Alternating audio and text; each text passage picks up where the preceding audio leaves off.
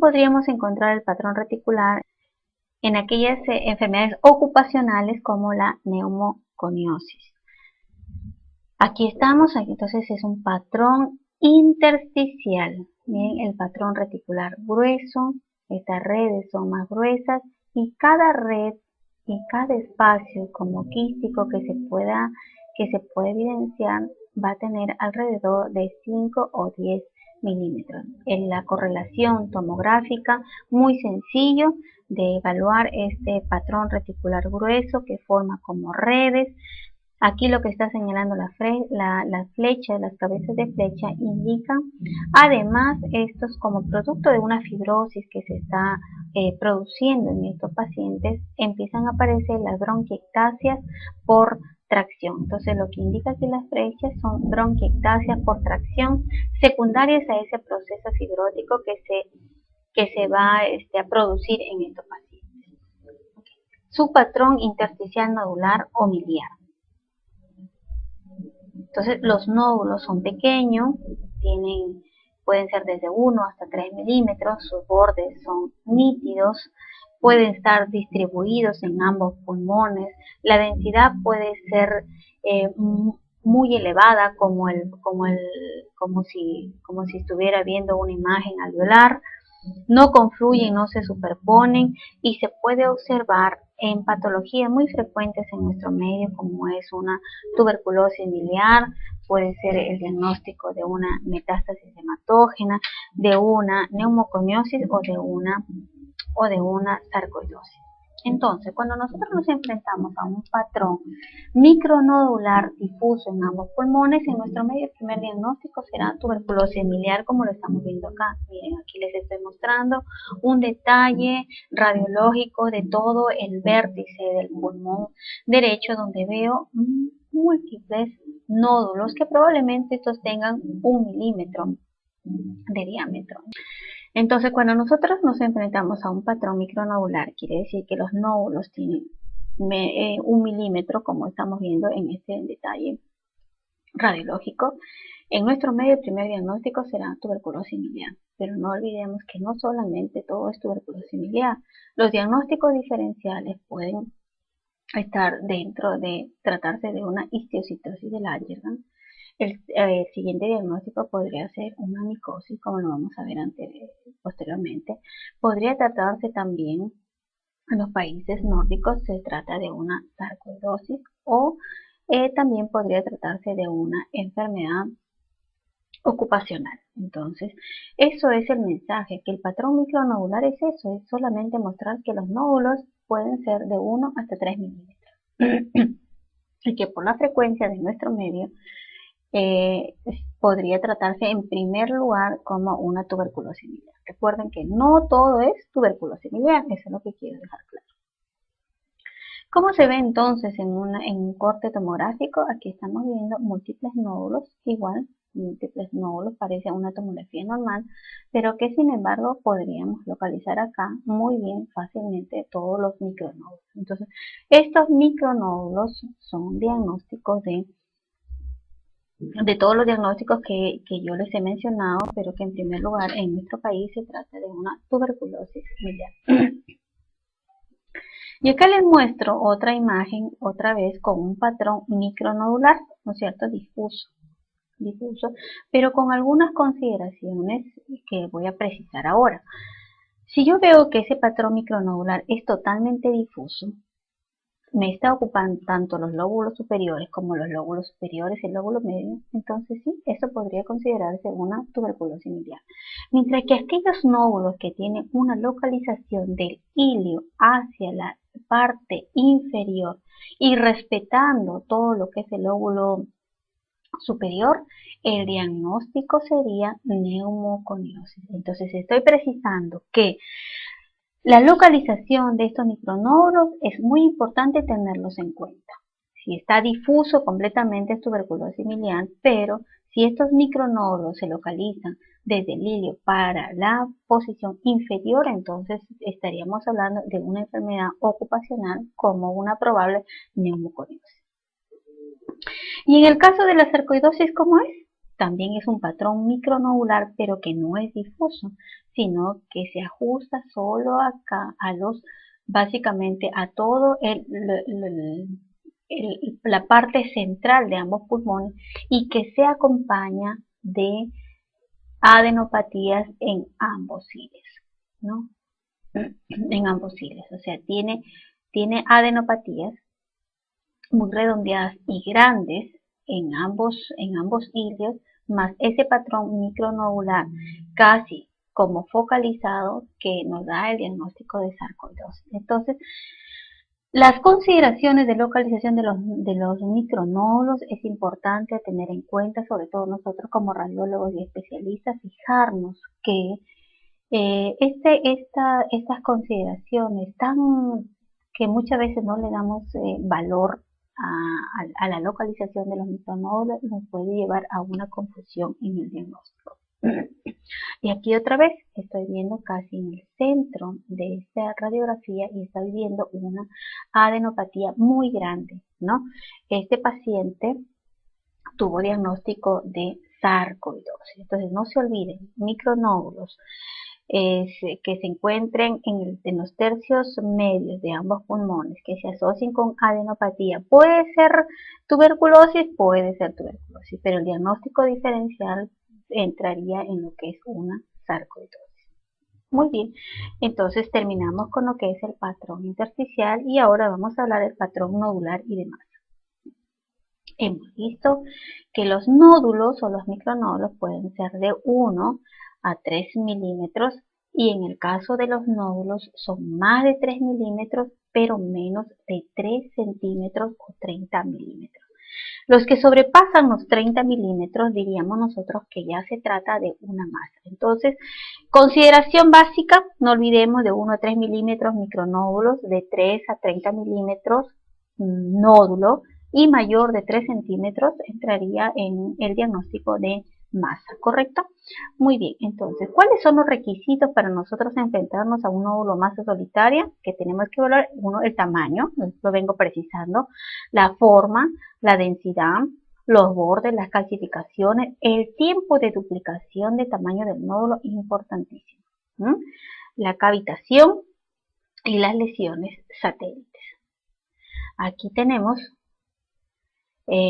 por radiografía el nódulo no tiene tanta precisión como la tomografía, pero también hay que tener las consideraciones muy similares a las de una tomografía. En la tomografía ya voy a tener mayor precisión diagnóstica, fundamentalmente en que puedo ver si el broncograma es fino, ¿no es cierto? Y voy a decir que en un nódulo benigno el broncograma está ausente. El realce del contraste es importante también. Aparte de lo que hemos venido diciendo, que los bordes son importantes, aquel borde, por ejemplo, que es liso, que es definido, eso va más en relación a lo que es un nódulo benigno, ¿no? El contenido es importante. Aquellos que tienen un contenido muy homogéneo es nódulo benigno y aquel que tiene un componente muy heterogéneo probablemente maligno. El realce del contraste, importante. Antes se hablaba de la captación de unidades Hanfield en valor de las unidades Hanfield. Entonces nosotros tendríamos que el nódulo benigno captaba menos de 15 unidades Hanfield y el nódulo maligno mayor de 15 unidades Hanfield. Pues esto ha ido cambiando. En tiempos actuales se sabe de porcentaje. Por ejemplo, un nódulo que puede tener 50 unidades Hanfield y que a la inyección del contraste llega a tener 65 unidades Hanfield, ¿no es cierto? Entonces ya sobrepasó los 15, yo diría maligno.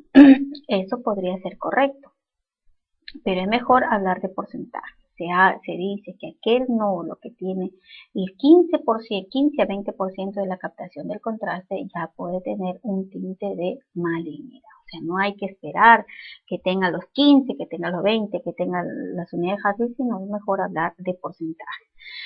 Como vamos a ir desarrollando, una sola característica no define nódulo benigno o nódulo maligno. El conjunto de características que vamos a estudiar me va a definir si es benigno o si es maligno.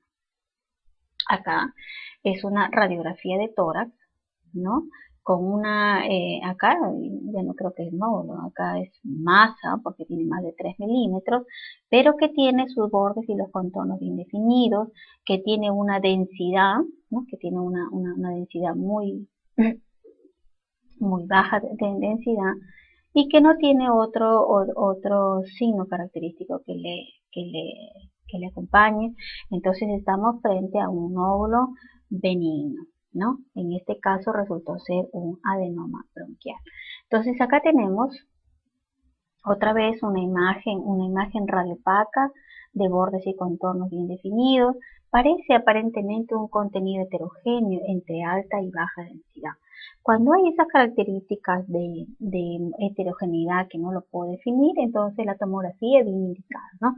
Acá hay una correlación, no es el mismo paciente, es otro paciente, donde vemos en este corte tomográfico sin contraste, vemos una imagen nodular de bordes y contornos bien definidos, con un contenido heterogéneo, pero acá estamos viendo que el contenido es graso, ¿no? A la vista, y que las unidades Hansen lo demostraron. Este paciente tenía menos 100 unidades Hansen, lo cual me demuestra que es una característica muy benigna. Entonces, vuelvo a repetir, ¿no? Las características de los bordes que sean lisos, el contorno bien definido, el contenido que sea graso, y si probablemente le pondríamos contraste, va a tener baja captación de contraste, entonces es un nódulo fundamentalmente benigno, ¿ya? El nódulo maligno se dice que la radiografía es de baja densidad, que tiene calcificaciones excéntricas, esto es importante. Las calcificaciones, en el caso de los benignos, es central, mientras que en los malignos es excéntrica. El tamaño es variable porque hay cánceres o nódulos malignos muy pequeños y que son realmente malignos. Los bordes sí es una de las características a tomar muy en cuenta. Hemos visto que los bordes y los contornos bien definidos me definen un nódulo benigno, mientras que si el borde es esticulado o lobulado, estamos definiendo que eso es más para nódulo maligno. La cola pleural importante, porque aquellos nódulos que tengan cola pleural se dice que tienen más criterios de malignidad. Y la duplicación del tamaño es interesante saber. Que aquellas lesiones que se duplican entre 30 días y más de 18 meses, esas lesiones son benignas. Mientras que aquellas que se delimitan entre 30 y menor al año y medio, entonces esas son malignas. ¿Correcto? La lesión satélite en el maligno es infrecuente, mientras que en la benignidad es más frecuente. La cavitación es poco frecuente, pero esto es invariable. ¿Y cómo es el comportamiento en una tomografía? Acá hablamos de la calcificación ausente, calcificación es excéntrica. La grasa por lo general no está presente porque es un tumor maligno, como hemos visto en el hamartoma, que hemos visto anteriormente, que es benigno. El broncograma es frecuente y el realce con contraste es mayor a 15 unidades Hansen. Vuelvo a repetir que ahora ya no se habla de tantas unidades Hansen, sino de porcentaje. Y aquí estamos viendo un detalle radiológico donde vemos que en el ilio izquierdo tenemos una imagen nodular de bordes y contornos espiculados, ¿no es cierto? Bordes espiculados, entonces diremos que esto es probablemente maligno. Vemos la correlación en otro paciente en el lóbulo superior, donde vemos este nódulo espiculado, miren, totalmente espiculado. Y acá les muestro la presencia de la cola pleural de la que estamos hablando, ¿no? Entonces ya tengo dos características malignas muy bien delimitadas. La presencia de la cola pleural, la presencia de los nódulos espiculados, que me falta la captación del contraste, que es entonces todas esas características me dan las características de malignidad de un nódulo. ¿Qué más tengo? La presencia de broncograma. Acá vemos que este nódulo es lobulado, ¿correcto? Estamos viendo, miren, las lobulaciones de este nódulo que tiene broncograma aéreo. Aquí estamos viendo que tiene cola pleural y estamos precisando más características. O sea, cuanto más características yo le agrego a un nódulo de malignidad, más posibilidades de que yo acierte con el diagnóstico de que esto se trata de un nódulo maligno. Otra característica que les voy a agregar es que tenga la presencia de halo esmerilado. Entonces, con 4 características que yo tenga, de 4 o de 5, fundamentalmente tengo el 80% de no fallar de que esto se trate de un carcinoma broncogénico. ¿Correcto? Muy bien. Y cuando tengo múltiples nódulos o masas que comprometen a uno o ambos pulmones, ¿no es cierto?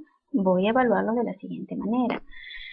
Entonces, acá sí tengo que dar algunas consideraciones cuando tengo nódulos múltiples, ¿no? Así tendré que cuando los nódulos tienen distribución aleatoria, o sea, me encuentro disperso por cualquier lado, que no siguen ningún patrón, yo diré que la primera posibilidad es que estos sean metastásicos.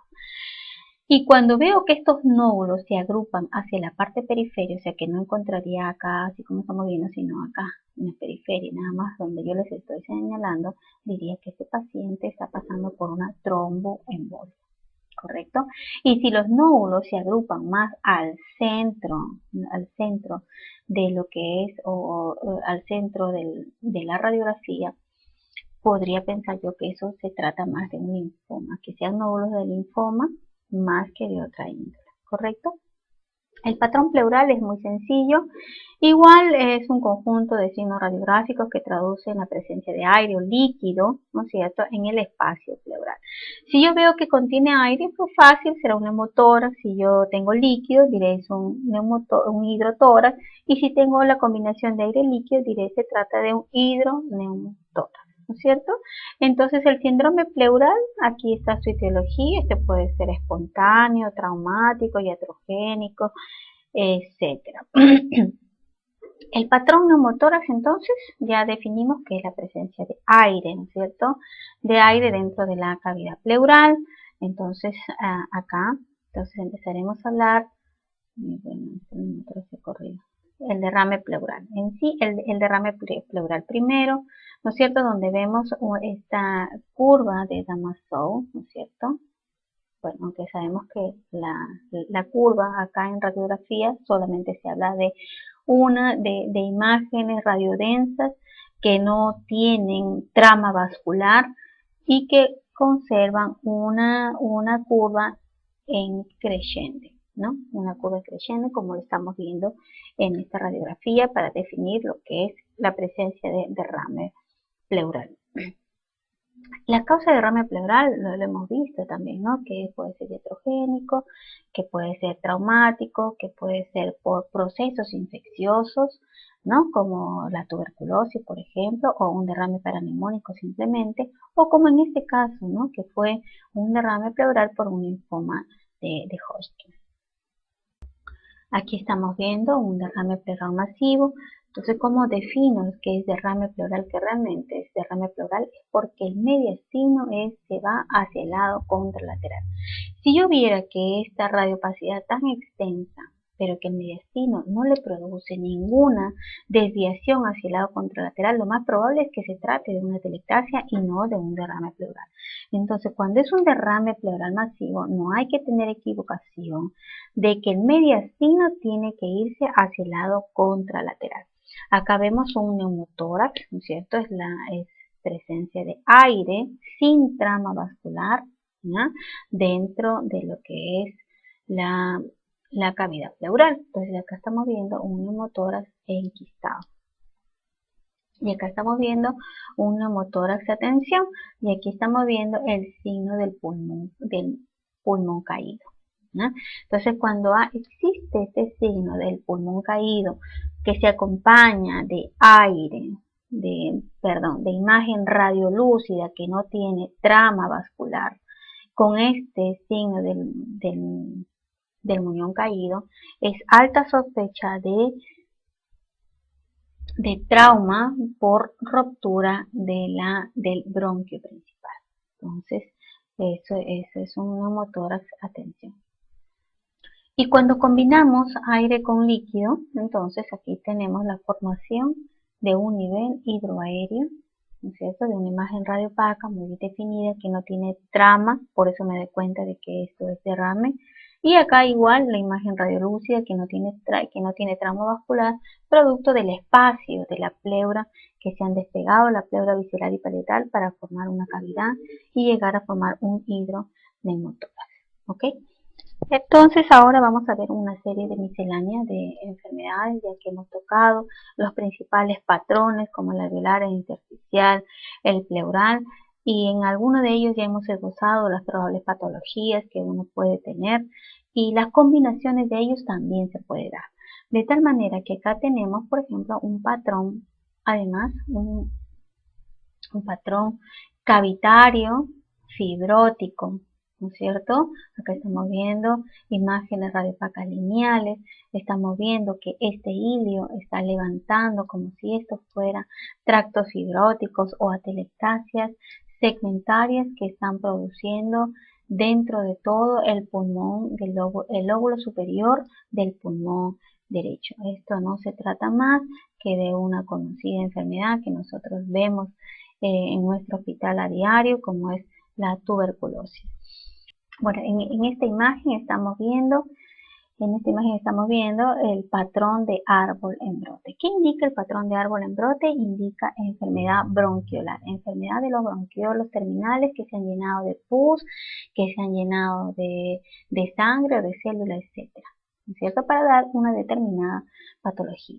Entonces, si nosotros vemos que nuestro paciente tiene fiebre, tiene fiebre vespertina, tiene baja de peso y tiene tos por más de 15 días y le encuentro este patrón clásico de árbol en brote, entonces yo diré que estamos frente a un patrón un patrón bronquiolar secundario a una enfermedad tuberculosa.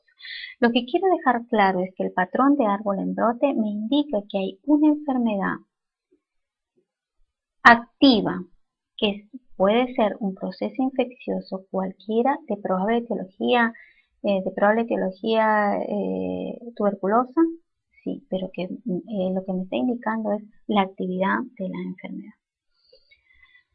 Otra enfermedad que también es muy frecuente en nuestro país son las micosis, ¿no? Y las micosis tienen muchas presentaciones, acá les muestro la histoplasmosis pulmonar en su estadio crónico, donde muestra muchas imágenes fibróticas, otras imágenes cavitarias, ¿no? En un pulmón, básicamente fibrótico, con mucha enfermedad en todo el pulmón del lado derecho.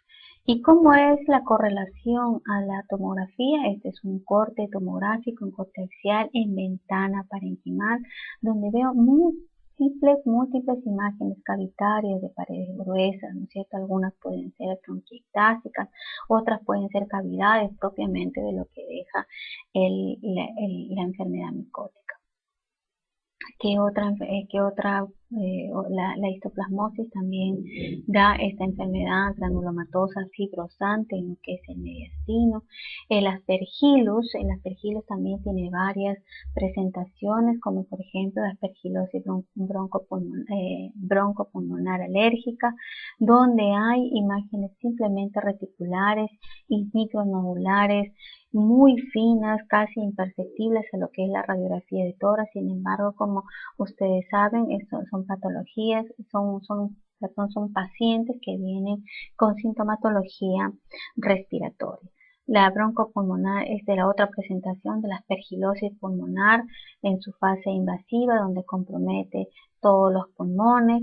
Y la última, que es más frecuente como hongo oportunista, que es la que vemos fundamentalmente en los pacientes que padecen tuberculosis, vemos una imagen cavitaria con el signo de media luna característico, y que esto lo vemos tanto en radiografías como en tomografía, donde vemos que dentro está el conglomerado de hongos que se apelotonan y forman esta imagen en media luna. En media luna incluso también le dicen el área de media luna en creciente.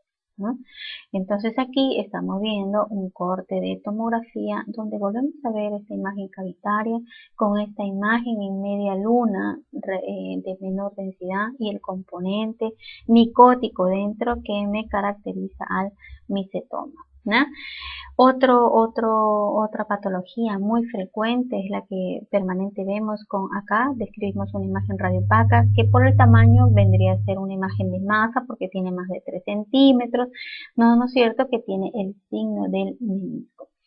El signo podría ser como diagnóstico diferencial de micetoma, sí, pero la imagen radiopaca es muy bien definida, ¿no es cierto? Y esto resultó ser un quiste hidatídico. Y el quiste hidatídico, ¿no? Y el quiste hidatídico tiene también, es una imagen, ¿no?, cavitaria. Miren acá, se está presentando como una pared delgada, está formando como una imagen aquí serpentiginosa que dentro vemos a más aumento, ¿no? Donde está, también se le llama con el signo de la serpiente, pero más conocido nosotros lo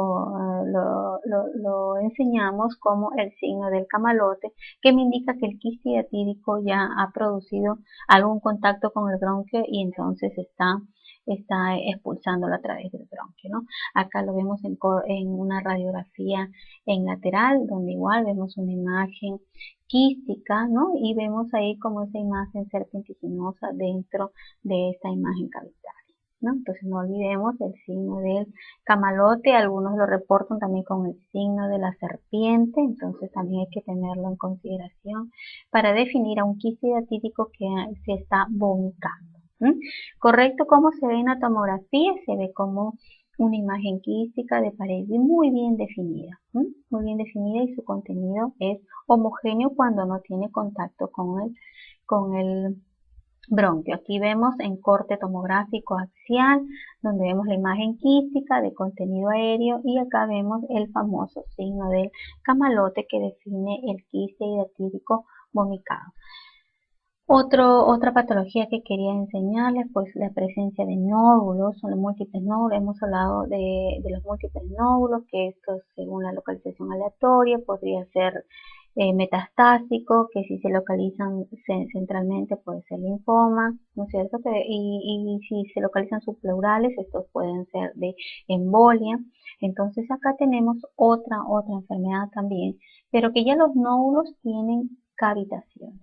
Entonces, aquella patología donde estamos viendo que es un corte de tomografía en ventana parenquimal, donde vemos múltiples nódulos de pared gruesa y estos cavitados, ¿no? Entonces, aquí podría ser tuberculosis. El diagnóstico diferencial incluye la granulomatosis de Wegener. En este caso, en este paciente, se le hizo todos los estudios y se determinó que esto fue una granulomatosis de Wegener.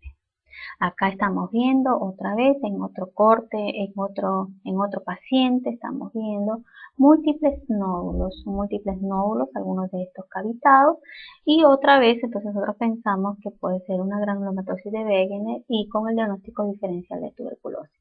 Acá estamos viendo grandes masas quísticas con niveles hidroaéreos, ¿no? Las granulomatosis de Wegener en muy raras excepciones llegan a ser así tan grandes. Cuando nosotros evaluamos que son imágenes quísticas también definidas con nivel hidroaéreo, lo más probable es que si el paciente tiene fiebre, pues serán abscesos, y si no, pues pueden ser quistes hidatídicos también, como en este caso. Muy bien, eso es todo. Muchas gracias.